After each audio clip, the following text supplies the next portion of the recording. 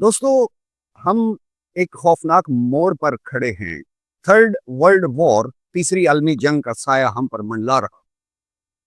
रूस और नेटो का यूक्रेन पर तनाजा अब एक सिर्फ झड़प नहीं है, ये वो चिंगारी है जो हमारी दुनिया को राख कर सकती है। अगर ये भड़का तो एटमी शोले, जहरीली हवाएं और 8.2 अरब लोगों की जानें, हमारे शहर, हमारे घर, हमारे बच्चों के ख्वाब सब मिट्टी में मिल जाएंगे। खुदा ना करे ऐसा। ये कोई कहानी नहीं है, ये हमारा मुस्तकबिल खतरे में है और हमारे पास वक्त नहीं है। ये आखिरी मौका है। देखिए क्या हो रहा है दुनिया में। पाकिस्तान में क्या कुछ हो रहा है, बड़ा कुछ हो रहा है।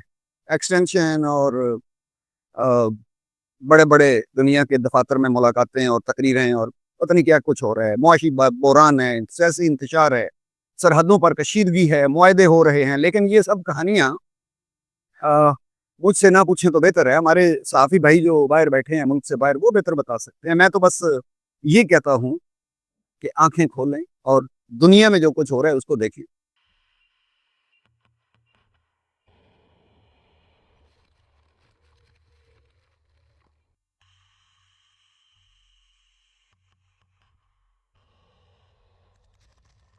Тысяч километров и пролетели на полигоне Кура на Камчатке.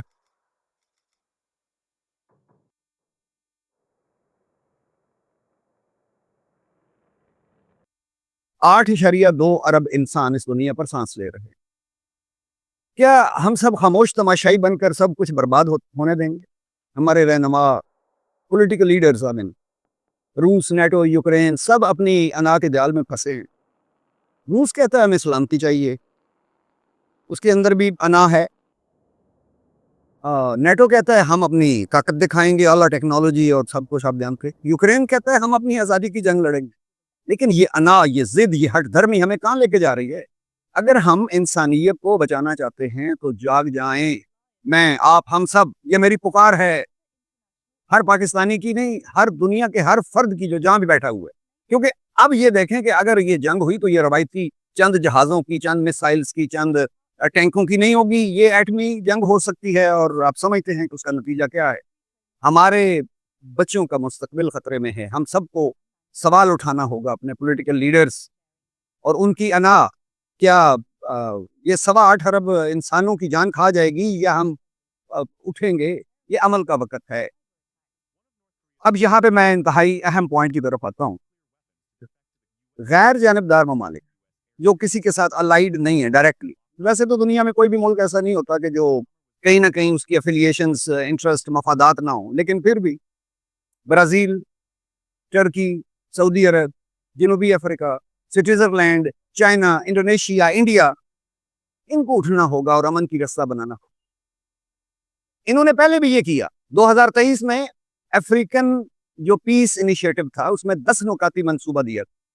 चीन और ब्राजील ने 2024 में 6 नुकाती प्लान पेश किया इसी नेटो और रशिया के हवाले से। अब ये यूक्रेन सिर्फ नहीं है, टर्की ने इस्तांबुल में बातचीत कराई।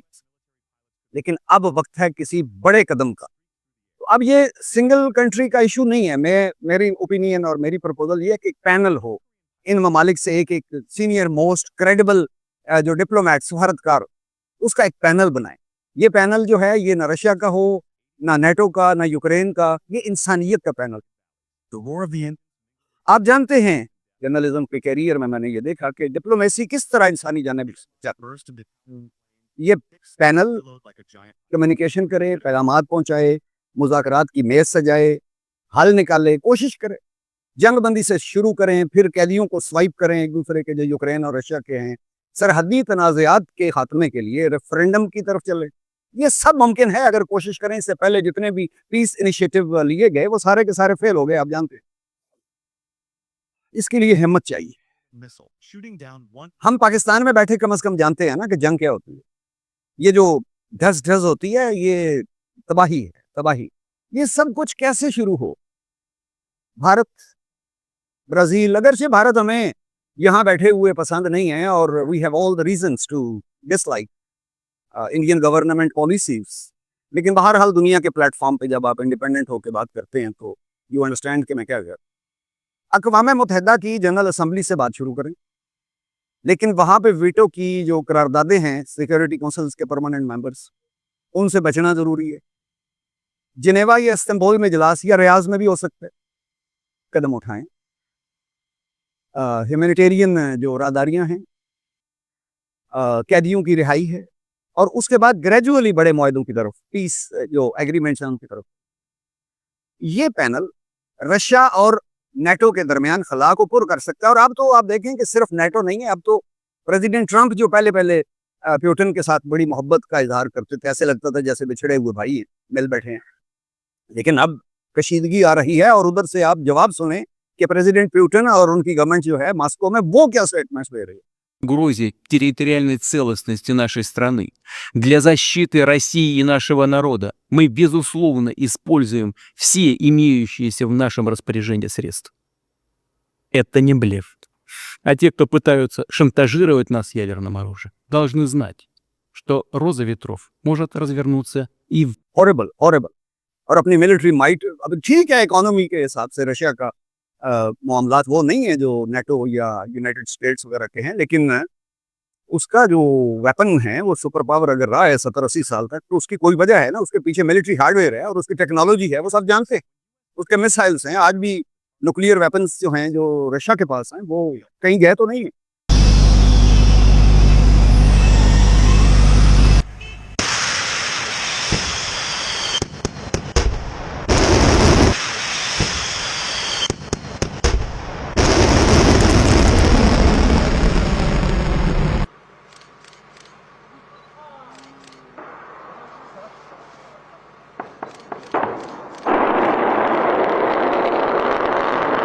دیکھیں یہ جو بریک آئی ہے، یہ پیس پروسیس، جتنے بھی انیشیٹو، یہ منسک ایگریمنٹ ہوا تھا بیلاروس میں، گفتگو ہوئی تھی، وہ آگے نہیں بڑھا.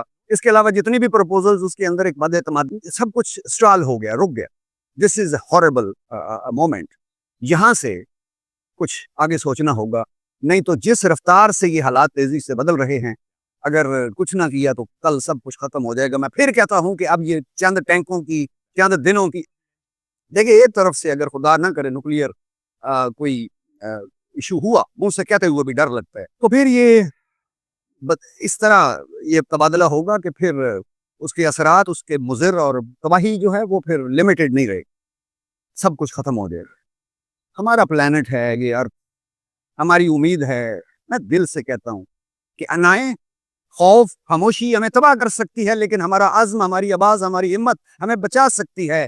غیر جانبدار ممالک جاگ جاؤ، پینل بناؤ، امن لاؤ.